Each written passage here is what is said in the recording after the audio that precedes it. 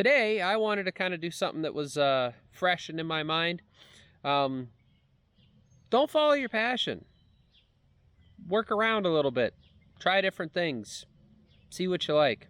So, for example, started out welding. Went to a high school that offered welding classes, so I did that. Then my first job out of college was at a weld shop, and I stayed there for, I don't know, a year and a half or something. Supervisors were absolutely terrible. You had like a weld shop boss and then a smaller weld shop boss. It was kind of silly to have two, but that's what they did. And they would argue and fight. So for example, I would be told to weld on that tractor, and then 2 minutes later by the other supervisor, I'd be told to weld on something else. And then 2 minutes later, that original supervisor would see me welding over here, and then he'd pull me off of this and pull me over here. Now you may say, oh, that's not a big deal, but every time I do that, I got to gather up all my equipment and go over to the other location. So it was very irritating and frustrating. But anyhow, so I thought I'd love welding. Didn't. Went and did maintenance after that. I love maintenance. I love working on maintenance. But I had so many issues fitting in. I had so many issues dealing with supervision there. It was, in my opinion, it was primarily because I was some young hotshot kid that knew everything, or that knew a lot, and people were threatened by me, you know. I had one old man come in and wouldn't even give me the time of day. You know, I was there longer than him, and I was trying to show him stuff, and his response was, I worked here before, I know what I'm doing. And I have no issues with that. I was trying to help this guy, I was trying to teach this guy. You know, we had some stuff going on that was newer. We had new pieces of equipment. I was trying to help this guy. He wanted nothing to do with me. Stuck his nose up at me, basically. Well, I didn't like that, because, like, I'm not saying that I deserve, you know, someone to bend over backwards for me, but I at least deserve respect. You know, I'm another maintenance gentleman. I'm another maintenance mechanic. I deserve the same respect that any other maintenance guy would get. And I wasn't getting that. So I went to another job. Same issue. You know, I told him that I could do all this and I could do all that, and the supervisor had an issue with me. So I left there, went to another maintenance job. Supervisor knew nothing. I thought this was great. He admitted he knew nothing. Then I could come in there and I could just be a maintenance guy. You know, he wouldn't argue with me. Well, I must have shown somebody up, because I was out of there within 30 days, or 90 days, I mean. Now that I have a remedial job, and I apologize when I say remedial, because some of you, this might offend you. A remedial job is a fork truck driver, basically. Like, I'm standing, I have a stand-up forklift that I operate, and I put pallets of meat away in a freezer. So that's not that difficult. But I love it. Like, nobody really bothers me. I'm back. I work with one guy who's pretty okay. I don't mind him at all. And that's all I do all day, is I'll pull meat from a pallet rack, put it on the floor so that production can grab the meat, and whenever they've processed different meat, I will grab that and put it in the pallet rack. That's all I do all day. And it's like the best thing ever. I mean, my days fly by, even though there's boring times. My days fly by because I'm always doing something, and I'm getting paid pretty decent money. Now, yeah, it was a lot of overtime this last check, but I got paid more running a forklift than I ever did as maintenance, which is sad, you know. Now, yes, I had a lot of overtime on there, but again, that's sad.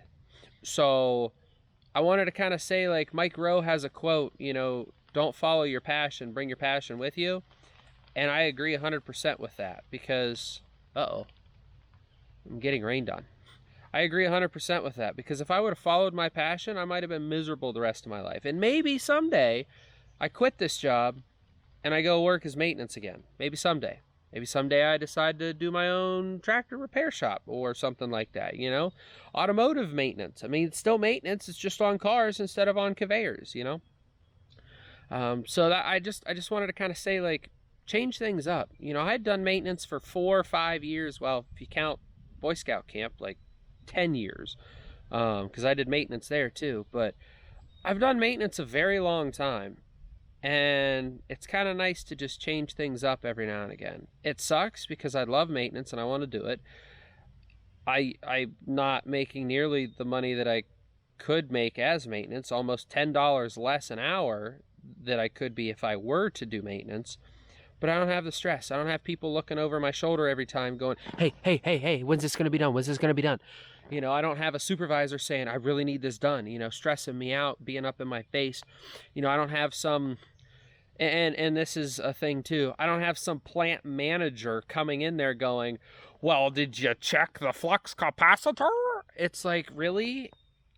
No offense to you, sir. You might have been a maintenance guy for 45 years.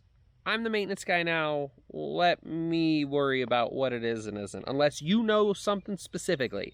Like, if that gentleman knew that first shift had an issue and I'm on second shift, okay, fine.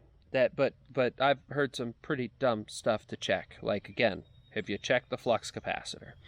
So I just wanted to kind of say, like, from my experiences, now I haven't been here but a couple weeks, it's great to change things up. It's great to just have some job somewhere that pays well enough that you can get your mind off stuff and give your brain a reset.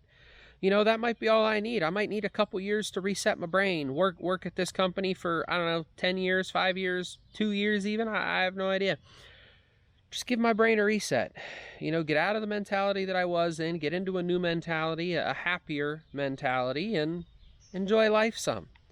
You know, and it's not always about money. I mean, it can be, and yeah, money can't buy happiness, but it can buy me a tractor, and it can buy me a truck to pull it and go to tractor pulls. You know, there's a country song for you, but you know, it's just one of them things for me that I'm really glad I changed it. You know, I really love maintenance, and I guess that's what this whole video is about. Just because you love something and just because you want to do something doesn't mean you should do it. Let's say you're the world's best musician.